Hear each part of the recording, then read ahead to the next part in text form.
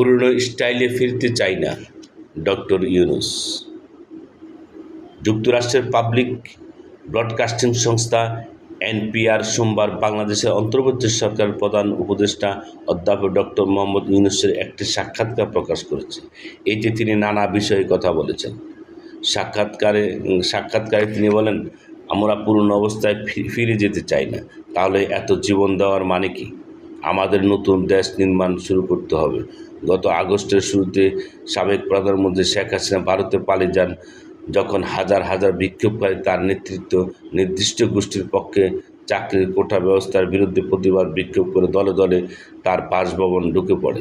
ইউনূস গ্রীষ্মকালীন অলিম্পিকে যোগদানের পরিপ্রেক্ষিতে প্যারিসে অবস্থানকালে প্রায় 5,000 মাইল দূর থেকে এসব ঘটনা দেখছিলেন। শেখ হাসিনার রাজনৈতিক প্রতিহিংসার শিকার হয়ে তিনি তখন অর্থ আত্মসাতের অভিযোগে বাংলাদেশের সম্ভাব্য কারাবাসের ঝুঁকির মধ্যে ছিলেন। কিন্তু গত 5ই আগস্টে শেখ হাসিনা ক্ষমতাচ্যুত হওয়ার কয়েক ঘণ্টা পর ইউনূসের কাছে একটি ফোন কল আসে। তাতে অন্তর্বর্তী সরকারের প্রধান উপদেষ্টা হিসেবে দায়িত্ব পালনের প্রস্তাব দেওয়া হয়। তিনি গত 27শে সেপ্টেম্বর নিউ ইয়র্ক সিটিতে এনপিআরের মর্নিং এডিশনে বলেছিলেন, এটি ছিল ঘটনার খুব অদ্ভুত পরিবর্তন। 2006 সালে নোবেল বিজয়ী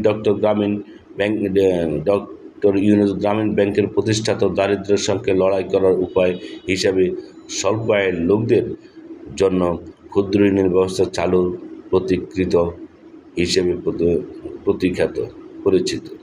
তিনি যখন বাংলাদেশের আইনি ঝামেলায় জর্জরিত, তখন বারাক ওবামা থেকে শুরু করে জাতিসংঘের সাবেক মহাসচিব বান কি মুন পর্যন্ত তার সংহতি প্রকাশ করেন।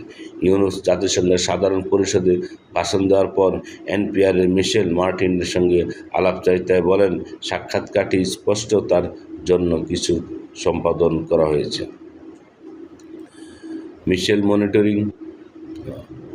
মিশেল মার্টিন, গত গ্রীষ্মে যখন আমরা কথা বলেছিলাম, আপনি দুর্নীতির অভিযোগে বিচারাধীন ছিলেন এবং এখন আপনি বিশ্বমঞ্চে বাংলাদেশের প্রতিনিধিত্ব করছেন।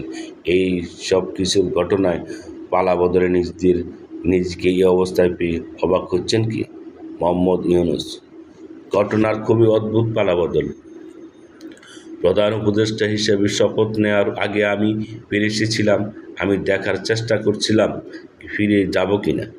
আমাকে গ্রেপ্তার করা হবে, কারণ তিনি আমার উপর রাগান্বিত হবেন এবং আমাকে জেলে পাঠাবেন।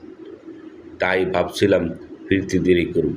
আর হঠাৎ বাংলাদেশ থেকে একটি ফোন কল পেলাম যে তিনি শেখ হাসিনা চলে গেছেন। আমরা চাই আপনি সরকারের প্রধান হন। এটি একটি বড় চমক ছিল।